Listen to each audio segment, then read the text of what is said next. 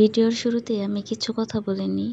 Title দেখে নিশ্চয়ই বুঝতে পেরেছেন আজকের ভিডিওর টপিকটা কী নিয়ে করা হচ্ছে।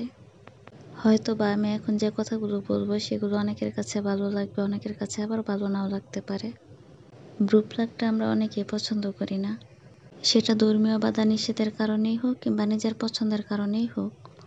যারা পছন্দ করেন না তারা দয়া করে ভিডিওটা স্কিপ করে যাবেন, কারণ কিছু ধর্মীয় জ্ঞান বা মূল্যবোধ আমাদেরও আছে। তারপরও এটাকে যখন আমরা প্রফেশনাল হিসাবে নিয়েছি তখন আমাদের কাজ করতেই হবে। আর যদি পাকাপোক্তভাবে ধর্মবিরোধী কাজ করতো তাহলে কিন্তু আমরা এই প্ল্যাটফর্মে আসতাম না। আচ্ছা যাই হোক, যাদের ভিডিওটা ভালো লাগবে না তারা দয়া করে স্কিপ করবেন, তারপরও উল্টাপাল্টা আজে বাজে কমেন্ট করবেন না। তো আসসালামু আলাইকুম, চলে আসলাম নতুন একটি ভিডিও নিয়ে। ব্রু প্লাগটা আমরা অধিকাংশ মেয়েরাই করে থাকি, যদিও এখানে একটু কষ্ট সহ্য করতে হয়। যারা নতুন অবস্থায় ব্রুটা প্লাগ করে তারা বুঝতে পারে যে আসলে কতটা কষ্ট, কতটা যন্ত্রণা লাগে। এই যন্ত্রণা উপেক্ষা করেও তারপর আমরা ব্রুটা প্লাগ করে থাকি নিজেদের সৌন্দর্য বাড়ানোর জন্য, কিংবা অনেকের ব্রু অনেক মোটা থাকে যা দেখতে খারাপ লাগে সেটার জন্য, কিংবা প্রথম দিকে শখের বশে করতে করতে পরে অভ্যাসে পরিণত হয়ে গিয়েছে, তাই অনেকে আবার ছেড়ে দিতেও একবারে পারছে না।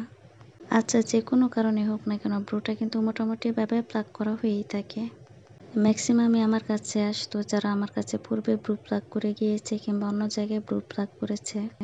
তো তাদের ব্রু যখন প্লাগ করা হতো ক্যামেরাতে সুন্দরভাবে ফুটে উঠতো না শেপটা, তাই আমারও আর ব্রু প্লাগের ফুল ভিডিওটা করা হয়নি। আবার অনেকে ক্যামেরার সামনেও আসতে চায় না, বিভিন্ন কারণবশত আর হয়ে ওঠেনি। এই আপুটার পুরো ব্রু গজানো ছিল, তাই ভাবলাম একটু ভিডিওটা করে নিই।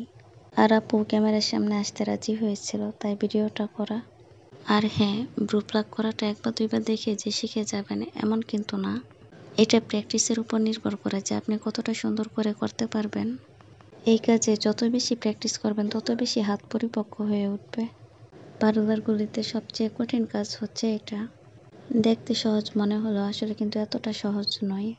এখানে শুধু যে লোম উঠাবেন সেটাই কিন্তু মেন না, পুরো ব্রুর শেপটা নিয়ে আসতে হবে নিখুঁতভাবে।